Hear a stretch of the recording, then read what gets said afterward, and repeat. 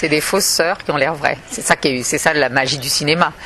C'est de créer du vivant.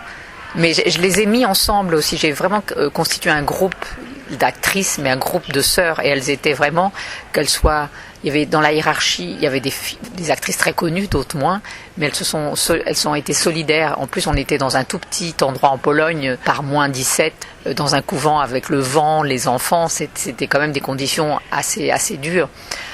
Qu'est-ce que ça a changé ? De toute façon, j'ai rencontré, surtout, c'est des rencontres avec des gens que j'aurais jamais rencontrés si j'avais pas fait ce film. Dans l'église, j'ai rencontré des femmes et des hommes qui m'ont paru extrêmement originaux, qui ne sont pas stéréotypés comme on peut imaginer parfois des clichés qu'il peut y avoir sur les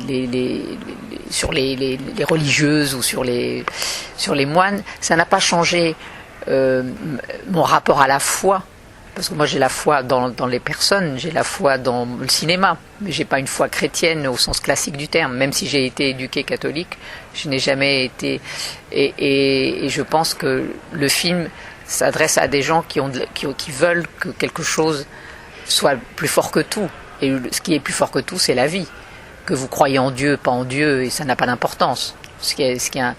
Donc ça n'a pas changé ma position existentielle, mais ça a enrichi de rencontrer des êtres qui artistiquement ont une spiritualité. Moi, c'est comme un travail aussi artistique finalement d'être religieux, d'être croyant. Il faut le construire. Il faut que ça ait une beauté. Et donc ça m'a touché personnellement, oui, de rencontrer des gens que j'aurais jamais pu rencontrer autrement. Mais ça, c'est vrai que c'est la magie de faire un film. Si demain je fais un film sur les policiers, je pense que il faut pas donner de réponse pour rassurer, mais il faut ouvrir une voie. Ça aurait été un sujet trop cruel s'il n'y avait pas quand même l'idée de la résilience, l'idée qu'on peut s'approcher, que deux mondes peuvent s'approcher. Et qu'il n'y a pas une étanchéité violente entre le monde laïque et le monde spirituel. Donc il y a quand même une traversée ensemble de quelque chose, parce que c'est la condition humaine, tout simplement. Ça dépasse. Et ces femmes qui sont livrées à elles-mêmes, elles vont donner la vie alors qu'elles sont pas préparées une seconde à être mères. Donc le rapport à la maternité, qui est un rapport très fort dans ce sujet, est un rapport essentiel sur la vie d'une femme, et le fait d'être face à cet événement alors que c'est le fruit d'une violence terrible. Donc comment on peut conquérir la vie malgré une violence d'une cruauté barbare. Voilà, c'est des questions et c'est des débuts de réponses. Ça serait bien présomptueux et bien naïf de donner des réponses toutes faites. Ce que moi j'essaie quand je fais un film, c'est qu'il n'y ait pas de point de vue moral au sens moralisateur. Que le spectateur, parce que je pense que le spectateur est suffisamment intelligent et sensible pour lui-même naviguer dans les sentiments, dans la complexité, dans les émotions, et qu'il faut rester pudique et pas pédagogique. Il n'y a pas de pédagogie, c'est plus fort que la pédagogie, c'est une aventure humaine, c'est une aventure. Une aventure peut être dure et en même temps belle à la fois. C'est pas forcément le goût de...